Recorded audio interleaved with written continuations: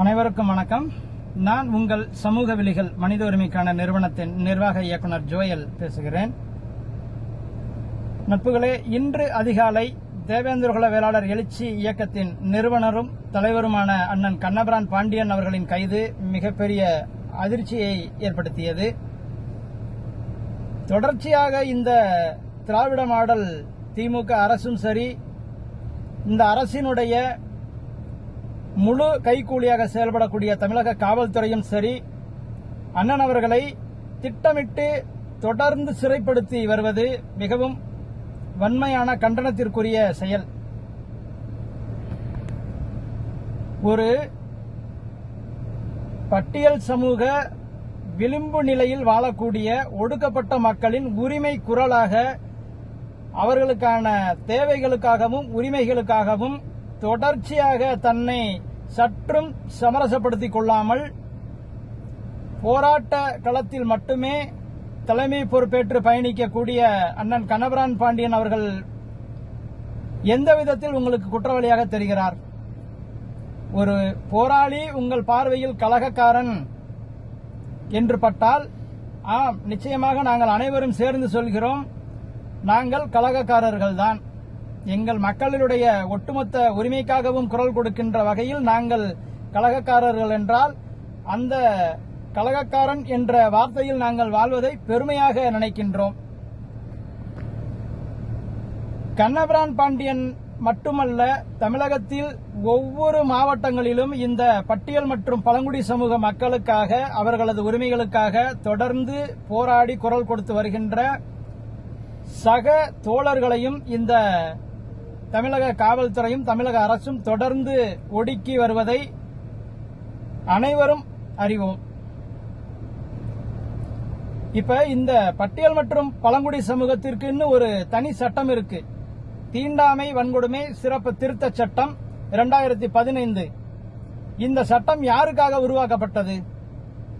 இதுல குறிப்பா இந்த தமிழக காவல்துறை என்ன செய்யுதுன்னா, ஒரு வன்கொடுமை புகார் காவல் நிலையத்துக்கு போயிருச்சுனாலே இவங்க ஐபிசி சிஆர்பிசியில போட வேண்டிய செக்ஷனையும் ஏதோ பேரளவுல போடுறாங்க.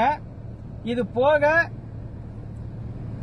இந்த SC/ST ஆக்ட் அப்படின்னு வந்துட்டாலே காமன் தமிழ்நாடு முழுக்க ஒரு 3 சட்டப்பிரிவு மட்டும்தான் நீங்க போடுறீங்களே தவிர மற்ற சட்டப்பிரிவுகளை சேர்க்கறதே இல்லை.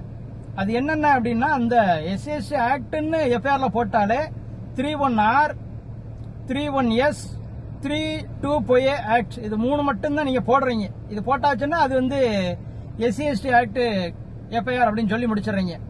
ஏன் மற்ற சட்டப்பிரிவுகள்லாம் உங்களுக்கு தெரியாதா? இந்த தமிழக காவல்துறைக்கு தெரியாதா? உங்க உயர் அதிகாரிகள் உங்களுக்கு அந்த ஆக்டை படிக்க சொல்லி எங்கேயும் சொல்லலையா? பல இடங்கள்ல உங்களுக்கு பயிற்சி வகுப்புகள் நடத்துறாங்களா இல்லையா? SC/ST ஆக்ட் குறித்தான விரிவான சிறப்பு வகுப்பு உங்களுக்கு நடத்துறாங்க. ஆக இந்த காவல்துறை துணை கண்காணிப்பாளர்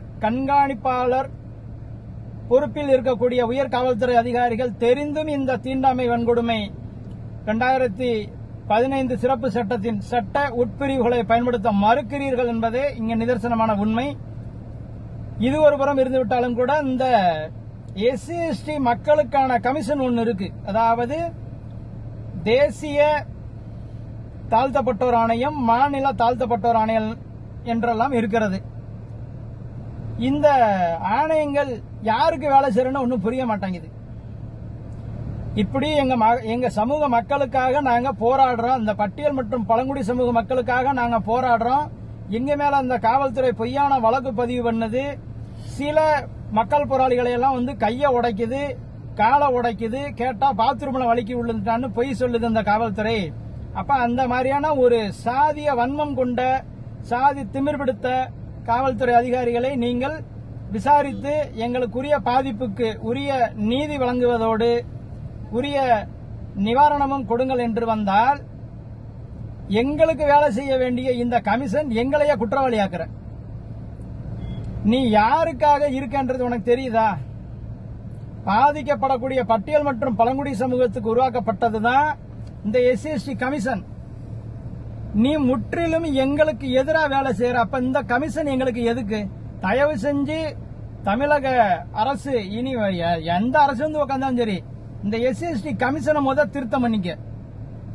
இதே நிலைமையில தான் ஒவ்வொரு மாவட்டத்தினுடைய இந்த SC/ST ஸ்பெஷல் கோர்ட் நீதிபதியும் இருக்கிற இந்த அரசு தரப்பு வழக்கறிஞர், பாதிக்கப்பட்டு வரக்கூடிய இந்த பட்டியல் மற்றும் பழங்குடி சமூகத்துக்காக பேசக்கூடிய வழக்குரைஞர்கள், அரசு வழக்குரைஞர்களும் காசுப்பட்டு நீயும் அங்க பட்டியல் சாதி அல்லாத சாதி இந்துக்களுக்கு சாதகமா பேசிட்டு இருக்கிற இந்த பிற்போக்குத்தனத்தை மாத்திக்கங்க, எச்சரிக்கையா சொல்றோம்.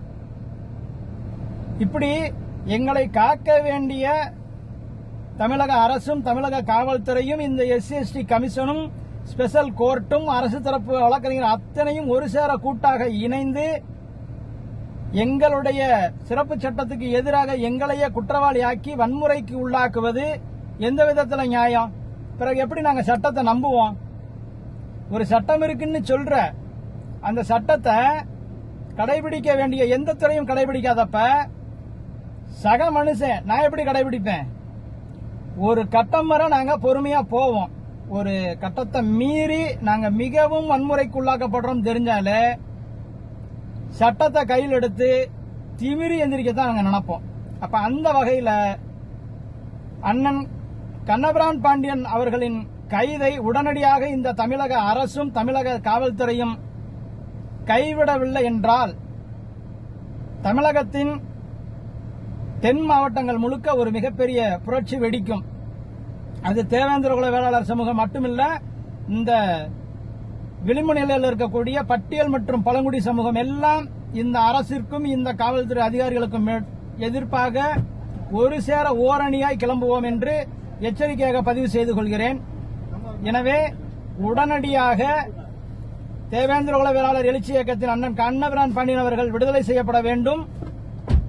அவர்கள் மீது இதுவரை போட்ட அத்தனை பொய் வழக்குகளையும் முறையாக ஆய்வு செய்து இந்த SC/ST ஆணையம் உட்பட ஸ்பெஷல் கோர்ட் அனைத்தும் தீர விசாரித்து அவரை அந்த வழக்கிலிருந்து விடுதலை செய்ய வேண்டும் என்று கோரிக்கை வைத்து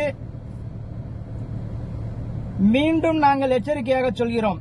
இந்த பட்டியல் மற்றும் பழங்குடி சமூக மக்களின் உரிமைக்காகவும் அவர்களின் அடிப்படை தேவைகளுக்காகவும் போராடும் ஒவ்வொரு சமூக போராளியும் இந்த அரசிற்கும் அரசுத்துறை அதிகாரியான காவல்துறைக்கும் கலகக்காரர்களாகத்தான் தெரிகிறோம் என்றால் நாங்கள் சத்தியமாக கலகக்காரர்கள்தான். எங்களின் வாழ்க்கை தரம் உயரவும் எங்களின் ஒட்டுமொத்த உரிமைகளும் கிடைக்கும் வரை நாங்களும் கல்வியிலிருந்து வேலைவாய்ப்பிலிருந்து அடுத்த கட்ட வளர்ச்சிக்கு வரும் வரை நாங்கள் கலகக்காரர்களைத்தான் வாழ்வோம் என்பதையும் கூறிக்கொண்டு விடைபெறுகிறேன். நன்றி, வணக்கம்.